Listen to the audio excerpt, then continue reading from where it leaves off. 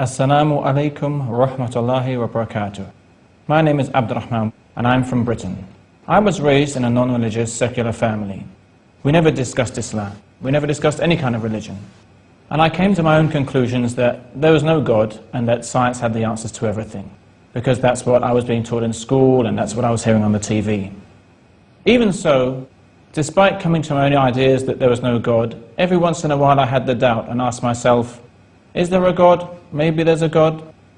Now, going through high school, I was unhappy much of the time because there's a lot of peer pressure at school to conform, to be fashionable, to be popular, to be daring, and so on. And I didn't want to be like that. I saw the popular people were not respecting the teachers, not respecting knowledge. I didn't feel that they were really looking to develop themselves and to really contribute to the world. So I was lonely, and being lonely is unhappy, especially as a teenager.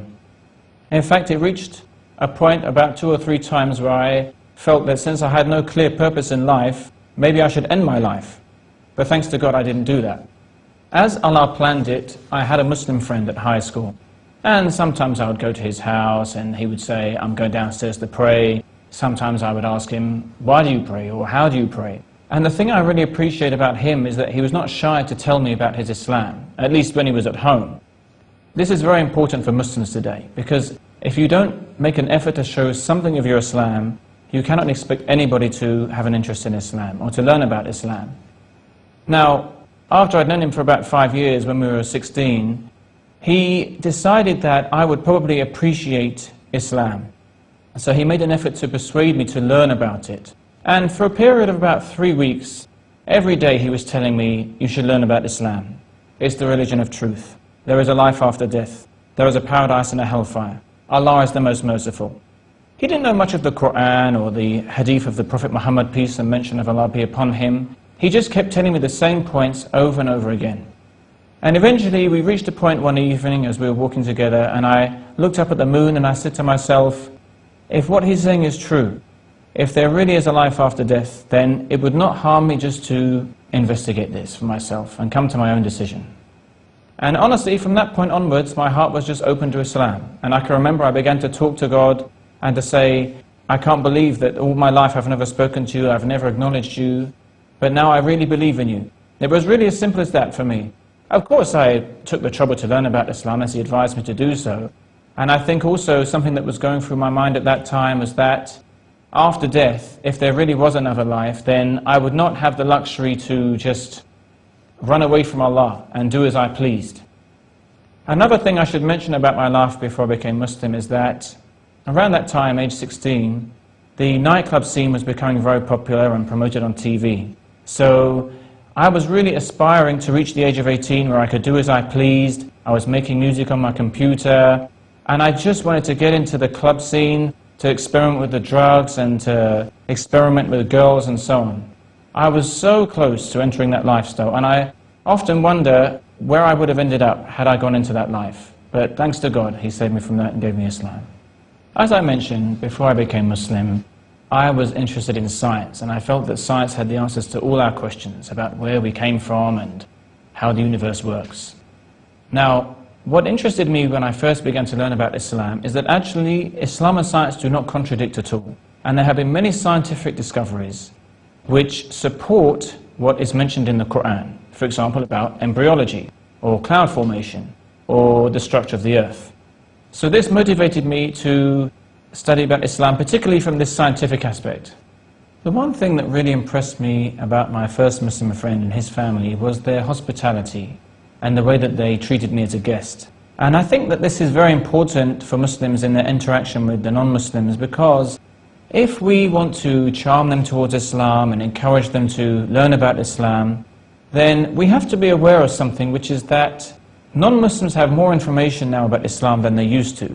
And they are probably aware that Islam does not allow many of the things which they are accustomed to doing. And this could make them reluctant to learn about Islam. But by treating them well and showing them the very welcoming and the community spirit amongst the Muslims, this I think will help them to embrace Islam.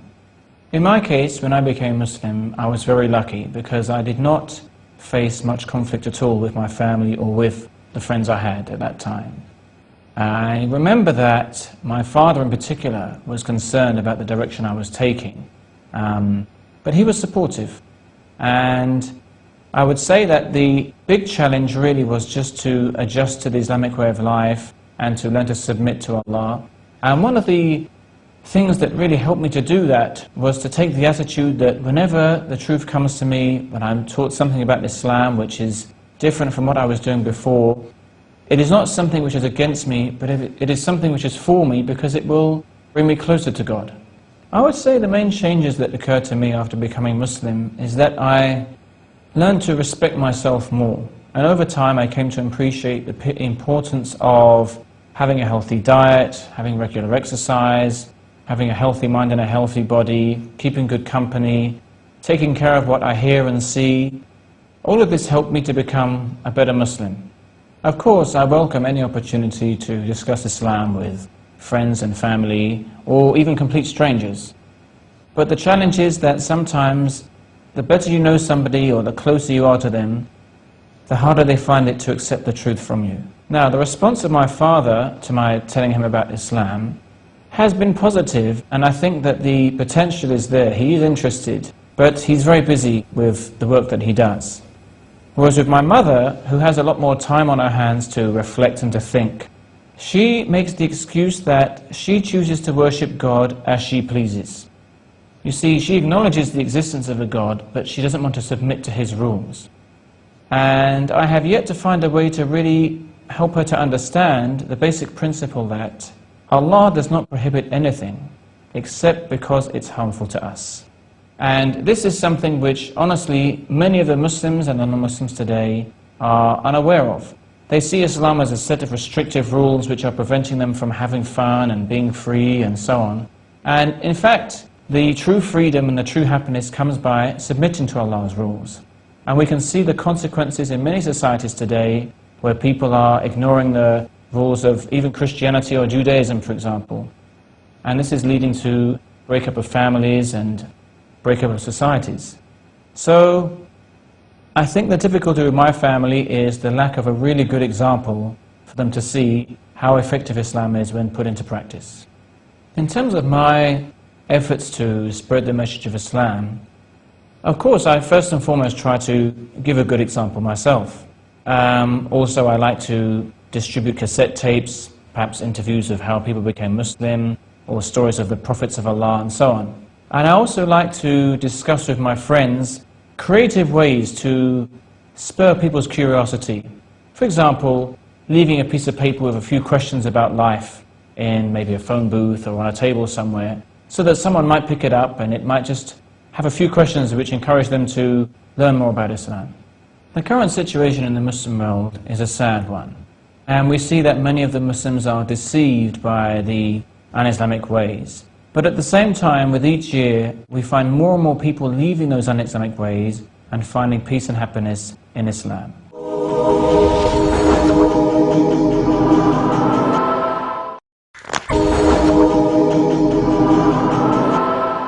The media today portrays a very negative and false impression of Islam. And one cannot help but wonder why that is, when the truth is available for all to see. Now, even at the time of the Prophet Muhammad, peace and mention of Allah be upon him, he faced this challenge. People would describe him as a liar, as a soothsayer, and many people were forced to ignore those claims because his example was so contrary to what was being said about him. So likewise, our response to the media onslaught against Islam today should be to present the best image of Islam that we possibly can. The message that I would like to convey to the Muslims today is that your religion is your flesh and blood. And that's Allah tells us in the Quran, what means that He doesn't want harm for us, but rather He wants to purify us and complete His favor upon us so that we may be grateful to Him. And as He also tells us in the Quran, what means, it is in the remembrance of Allah that the hearts find rest. So I really want to stress that you can never escape from Allah the Most High. So instead of continuously trying to run away from Him and somehow avoid Him, face up to the fact that He is not looking to harm you, He just wants you to worship Him, so that you can have the honor of seeing His face in the paradise. So please, be prepared for the inevitable meeting with Him. When I began to learn about Islam, I was fortunate to meet many Muslims who were enthusiastic to spread their religion and to give me books to read and so on. And what impressed me the most about some of the books I was given was their constant reference to the Quran and Ahadith of the Prophet Muhammad sallallahu alaihi wasallam. There are many books in the world today, but many of them are containing opinions of people or narrations about the Prophet Muhammad, peace and mention of Allah be upon him, which are not correct. Now we come to the story of how I actually took the Shahada and became a Muslim formally. I had been studying Islam for perhaps 2 or 3 months, and it took me some time to build up the confidence to actually enter Islam formally. Even though I had begun to pray to God and to even fast in Ramadan very early on, but for some reason I never felt quite ready to accept Islam formally. So eventually, towards the end of Ramadan, I went to the mosque and I invited my Muslim friends to come and be with me at that time. And of course the process of becoming Muslim is very simple. You simply testify that none has the right to be worshipped except Allah, and that Muhammad is His slave and messenger. But what happened after that was somebody suggested that I say some prayers for the Muslim world, because I had just become Muslim and therefore all of my past sins had been forgiven. But what nobody told me was how to actually conclude the prayer. So I prayed and I prayed some more and I prayed even more than that, and I must have included almost every Muslim in my prayers in one way or another. And then I paused because I ran out of things to say, and somebody subtly hinted that we conclude this prayer in your name, O Allah. And after that, people were impressed that I had managed to pray for about 40 minutes. It may surprise someone that a boy born in a non-religious family could have an innate love for his Creator. But actually, Allah creates each person initially upon the fitrah, or the natural disposition. And then his parents may turn him into, for example, a Jew or a Christian. So the heart always has a desire to worship Allah. And I remember a nice story which is worth mentioning here about a doctor. I think he was in London. And he treated a Muslim patient. So he asked that patient, "You seem to be a Muslim who is practicing your religion. I'd like to ask you something about Islam," which he did. And the Muslim took the opportunity to ask him, "You are a doctor and you're a very wealthy man. Are you happy?"